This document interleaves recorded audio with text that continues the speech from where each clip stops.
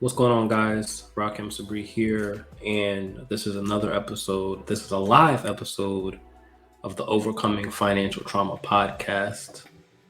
I cover financial trauma and financial empowerment for people who look like me. And I was editing an interview rather, that I did, that I planned on releasing for this week's podcast. And I said, you know what? You guys haven't heard from me solo in a while.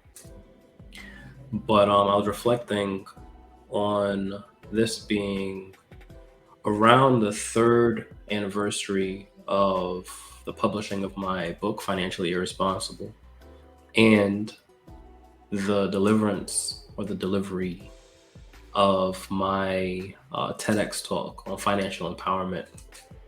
And a lot's changed in 3 years. And one of the things that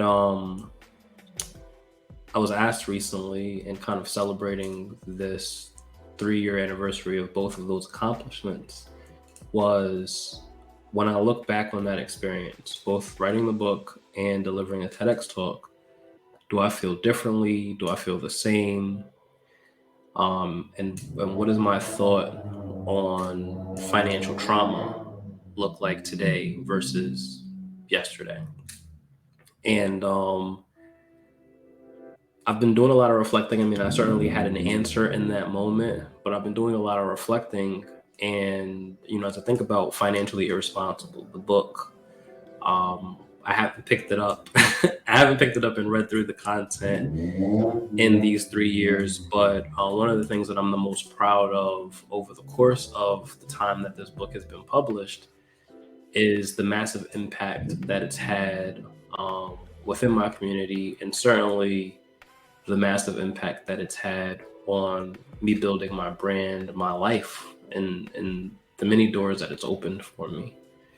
But as far as the content is concerned, there are definitely ideas, and strategies, and approaches within the book that I felt were necessary to articulate, because that was my reality at that particular point in time, that may not jive necessarily with the way that I do money now. And I think that that's a testament really to the body of work that Financially Irresponsible is, because it's not for everybody. I'm very clear about that in the beginning of the book, and I think I make several disclaimers throughout the book, in that it's not financial advice, it's my experience. And the point is to help people look at money and look at their interactions with money from a very different place. At that particular point in time, that time being 2019, I did not have the vocabulary to describe financial trauma and what that meant. I didn't know what financial trauma was. I didn't even know what financial psychology was. I mean, in my mind, it made sense, certainly, that psychology and money go hand in hand. I have a background in finance, I have a background in psychology. So I could see these things show up in everyday life. But I didn't know that there was a whole community focused on bringing to light financial psychology, financial therapy, financial trauma, until really I stumbled on it, and I thought that I created the term financial trauma, looking at what was included in the book Financially Irresponsible, and the inspiration for a lot of the content therein coming out of work that was done by a psychologist, I believe psychologist or psychiatrist, Dr. Joy DeCroix, in her book Post-Traumatic Slave Syndrome, and really mirroring not only this concept of financial literacy, but also the generational trauma that Black people in America, in the United States of America specifically, have experienced from the time of slavery through Jim Crow up until present, with institutional racism and the barriers that exist in basically preventing us from building wealth, or that has robbed us of our wealth in instances where we have accumulated. And so we hear about stories like Tulsa, Oklahoma, and even where Wall Street is now, and where um, just all over the country. And some people would say, well, playing the victim card and playing the race card and pick yourself up by your bootstraps, and there's no reason for you not to be able to build. And from certain perspectives, I agree. But also, there has to be the acknowledgement of not the obstacles that prevent us from being successful financially, but the psychology that prevent us from being successful financially. And that's the part about this work that I feel like is so important. That's the part about this work that I'm super passionate about. That's the reason why I started this podcast. That's the reason why I've niched down from financial literacy into financial empowerment, into financial trauma. And I know eventually the popular culture will catch on, right?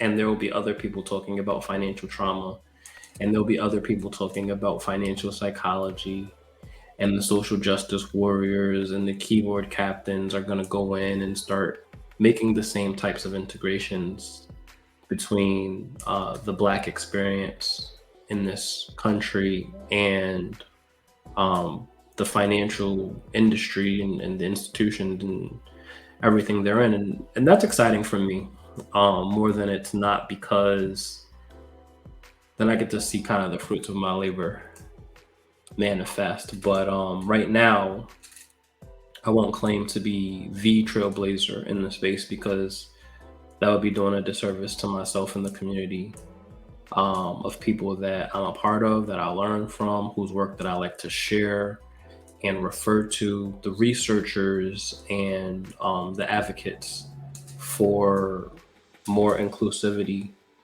in financial content, specifically around financial education. But I will pat myself on the shoulder in saying that taking the bold stances, being unapologetically Black, and being courageous in leveraging media, whether that's written media, whether that is spoken media through other people's podcasts, through my own podcast, different platforms, and any outlet that I've had access to amplify this message in talking about and bringing awareness to financial trauma as a whole, but the financial trauma and the generational trauma that Black people in this country experience. Because it's often left out of the equation when we're having these conversations. So the question that was asked of me, how has my feelings changed, or my thoughts changed, or my positions changed since delivering a TEDx talk, is that the answer rather is that they've crystallized, they've matured. I've been given, or I've stumbled upon, the vocabulary to articulate my experience. And going from, standing on that stage in front of that huge audience and telling the world that I aspire to be poor, to now understanding that the behaviors and the ideas and the beliefs that we formulate about money start in childhood. And that was certainly true for me. But more than that, talking about building a team and talking about my process for overcoming, and how that has evolved into a concept that I refer to as the 3 E's, which is exposure, education, and execution. And going through that lived experience and talking about what exposure looked like for me, what education looked like for me, what did execution look like for me, and how does this surface and manifest and continue to cycle throughout my life today, to this very moment. Since then, I've gained a little bit of life experience, right? Some bumps and bruises, some real world applications that I think I didn't have the opportunity to learn or experience on my own, because I went from knowing virtually nothing and having virtually no financial responsibility to, making this great income with all of these great best practices, building credit, investing, saving, buying real estate, etc. And then, time was the test, right? Time says, okay, now you have credit, you have credit cards, you have responsibilities. Like, how do you manage these things? And I have to say that I'm mostly proud of what it is that I've accomplished financially. In the earlier days, and certainly throughout the 10 years that I spent in the banking industry. But when I left my job is when shit really hit the wall. And I had been given this one piece of counsel. I won't even call it advice, but I was been given this one piece of counsel when I left my job. And that counsel was, now everything that you believe about money is about to be challenged. And the things that you previously held as standards and non-negotiables, you may consider differently. And that couldn't have been more spot on as I think about the last year and a half, and certainly this whole calendar year of 2022, from January 1, looking at, December 31 in a couple of weeks, how incredibly difficult it's been to navigate solopreneurship and figure things out as I moved along with regard to, where is my money coming from? How am I using this money? How am I using credit and debt? What does missing a payment look like? What does getting back on track look like? What does buying a car look like in this environment? What does navigating a pandemic and a recession look like? What does having to liquidate assets look like? And all of these challenges compounded by financial stress and financial trauma, coming out of an environment that was doing me harm, right? Looking at corporate America, my experience in corporate, and realizing that not only did I not feel comfortable being my complete self, or even recognizing who my complete self was, but that I was constantly being bullied with the dangling carrot of not only my salary, but any bonuses or opportunities for advancement, until ultimately I decided that I had done enough brand building, personal brand building, to go out and try and figure this thing out on my own. And it's been, if not the scariest decision, one of the scariest decisions that I've ever made. But it's also been one of the most rewarding and learning experiences that I've ever made. And I'm happy that I made it. If I had to do it all over again, I certainly would do it probably the same way. I wish that I knew certain things in hindsight, that I didn't take for granted certain other things while I was in the building phase. But it wasn't my goal to go into corporate and work in the banking industry for a decade and say, okay, decade done, I'm ready to leave. I think had those negative influences and environments not existed, that I'd probably still be there today. So everything happens for a reason. I'm a firm believer of that. And in that, I made my bed and I'm laying in it. But I think, as we have conversations about financial trauma, and maybe the financial trauma that comes with entrepreneurship, compounded by some of the things and variables that I've described as, a Black man, as a millennial, navigating the pandemic, navigating a recession, in a service-based business without really a track record for having a service-based business that is cash flowing. It's been a real test of, I think, fortitude and certainly identity purpose and saying, well, you made this choice. Do you want to stand by that choice? Do you want to renege on your decision and, kind of go back? What does making peace with the 9 to 5 world look like? And do you go back and get a job to kind of hold you over? And what does your attitude look like when you go back into that environment? And these are all thoughts and feelings that I've had, that I've wrestled with. I love having the freedom that I have to kind of move when and where I want to without asking for permission.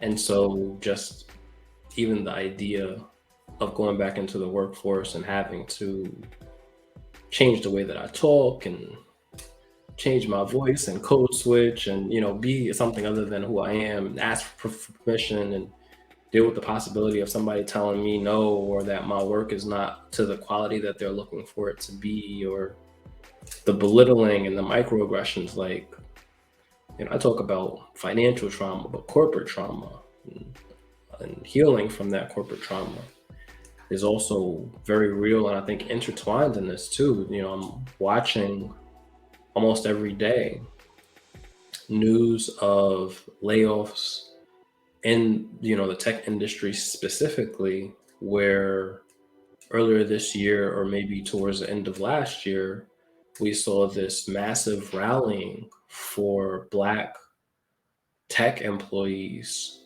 being hired. Now, a lot of people are being let go. And I don't think that, the let go part is race related by any means. I think it's economy related. But, there was such a value placed on that, right? Like, I'm Black in tech, I'm making a 6-figure salary. And, one of my projects, or, one of the things that I really wanted to focus on when I started, doing this independent work, was getting in front of these tech executives, these tech companies, these tech employee ERGs, and talking about, what does that look like in changing your lifestyle from, making sub $50,000 or $60,000 a year to excess of $100,000 a year. And how do you navigate such a huge jump in income without kind of losing your mind, right? And I had a conversation with someone who went into the tech industry, and they graduated and they got into the tech industry rather, so it wasn't like they transitioned out of a previous industry. But they said, like, one of the first things they decided to do was buy themselves a Tesla, I think it was some nice luxury car. And they were talking about how guilty they felt because of how much money they were making and how much money they weren't saving, and what they knew they should be doing, but they weren't doing. And I could just imagine if that individual felt like that money was going to keep coming in that way forever. And if, suddenly the plug was pulled and they're like, hey, sorry, you got to go find you another job. And regardless of how qualified they were, what certifications they had, et cetera, that they couldn't find one. And certainly this is not the reality. I don't know, if I haven't talked to that person since, but I just think about like how traumatic that experience could be, and is for a lot of people. But also I think about the responsibility that I carry as a creator who has command of a pretty large audience across the different socials, and telling my story about how I fired my boss, right? I quit my job, I walked away with no notice, like I burnt that bridge. I'm going all in on entrepreneurship, and how many people were so moved, so inspired by that decision that they went out and tried to do it themselves without understanding like what it is that I had to build to get here financially, and what it is that I've had to endure to stay here psychologically. So in hindsight, yes, I think, certainly my views, my feelings, my approach, my strategy has matured. And I think that's the beautiful thing about wisdom. It's the beautiful thing about growth is that you have the opportunity to look at something that you said. I think about Malcolm X in this instance. You have the opportunity to look at something that you said 5 years ago, 10 years ago, 15 years ago, 2 years ago. And you get to say, yeah, I felt that way. And it was valid in that moment, but I feel differently now. And I have the experience and, the life experience to navigate what that difference or to justify what that difference in opinion or feeling looked like. Um, and I say Malcolm X because me and my dad have had a lot of conversations about, how he is sensationalized in our community today. But that the sensationalization of Malcolm X specifically as really a community icon, a community hero, a community legend, right? Was someone who was barely my age when he was killed. And that had he been given the opportunity to grow into his 40s and 50s and 60s and beyond, what change would we, or how would we recognize him today? How would we recognize his words and his positions and his passions and the work that he'd done today, right? Because all that time really kind of facilitates growth and wisdom, or should anyway.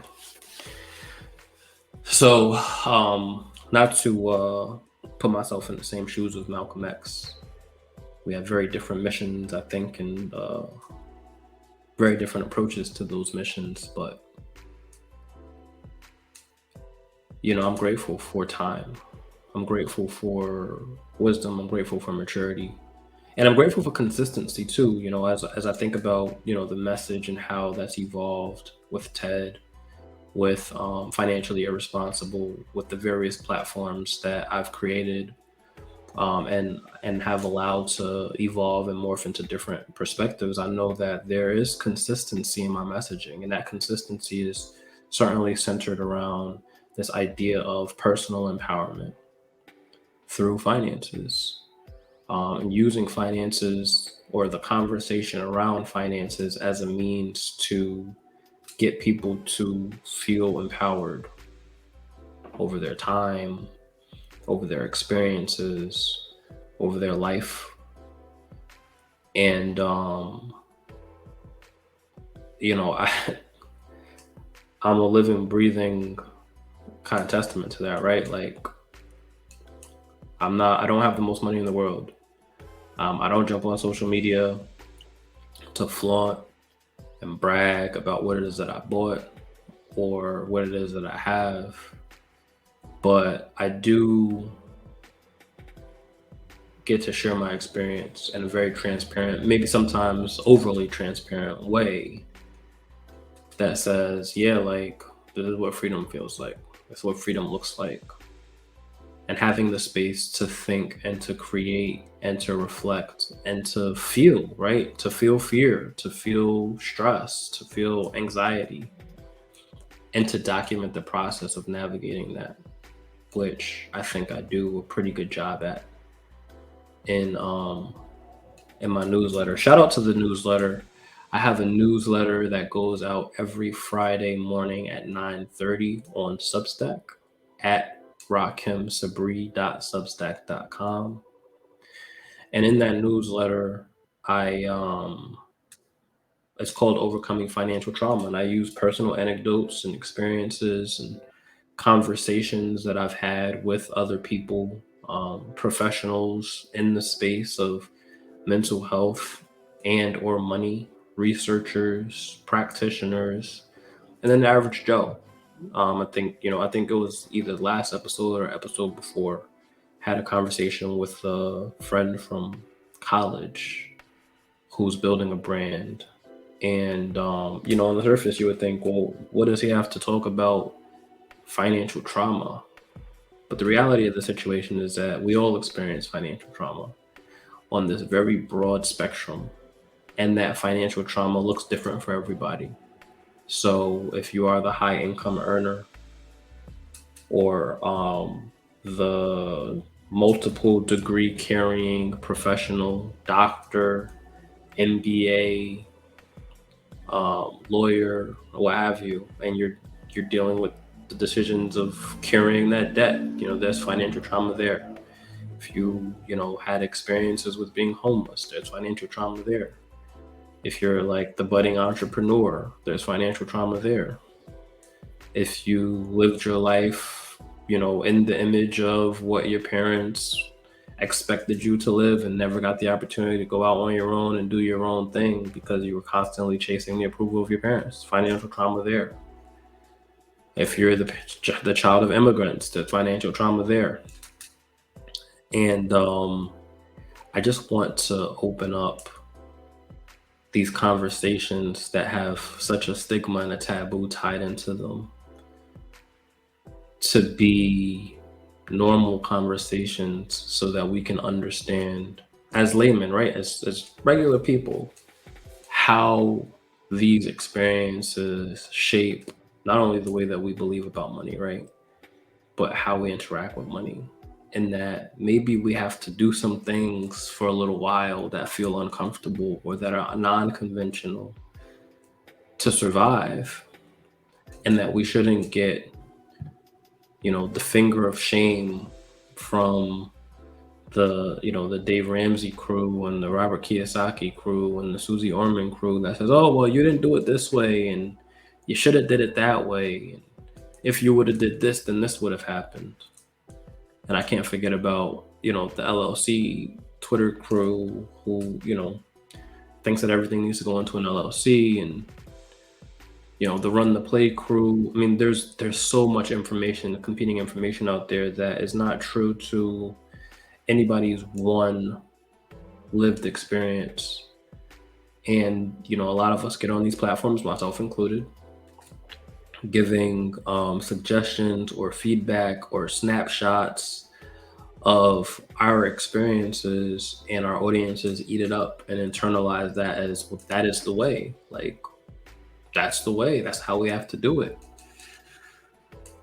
So I'm here to normalize these conversations. I'm here to normalize transparency. I'm here to normalize trauma financially and the overcoming of what that trauma looks like. And I'm here to do it in a fun way, in a welcoming way, in a way that doesn't create shame or guilt or fear. My way. And I'm proud of that. I'm proud of that. So I think I'm gonna cut it here. This has been Rakim Sabri, first live stream, first live episode of the Overcoming Financial Trauma podcast. I cover financial trauma and financial empowerment for people who look like me. And I appreciate you hanging out with me. And I hope that you subscribe, that you share, that you rate, and that you join my Substack community. Again, that's rahkimsabree.substack.com, rahkimsabree.substack.com. And it's a weekly newsletter. It comes out again every Friday at 9:30 a.m. Eastern Standard Time. I'll see you guys in the comments.